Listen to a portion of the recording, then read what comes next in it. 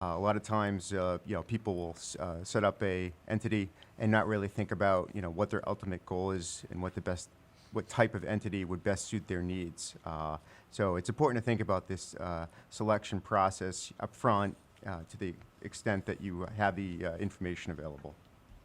There's really 6 types of entities to choose from.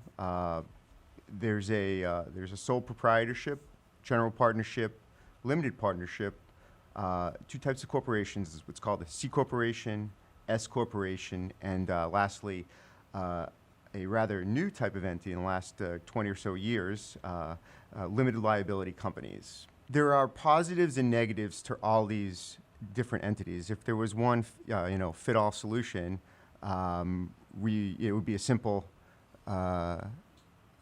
selection. They each have their positive and negatives. The simplest out there is what's called a sole proprietorship, and that is basically if you don't create anything at all and you just start to operate a business, and there are no actual legal filings, but the IRS says, hey, we want our money, and they're going to tax you on it. So they call you a sole proprietorship, and that files on a Schedule C on your individual tax return, you'd report your income in that manner. A sole proprietorship, the advantages are it's very easy to form. There's really no formation.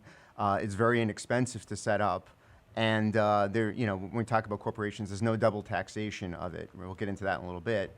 But on the disadvantages, there's unlimited personal liability, and there's no ability to issue equity to other individuals down the road. And there's no continuity of existence, meaning, if you were to die, the entity would end. It wouldn't continue on, after your existence. Generally, it's probably not the best selection for the entrepreneur, unless, a very simple type of business where you're able to, buy insurance to protect yourself. That would really be the only, time that you would actually use it, sole proprietorship.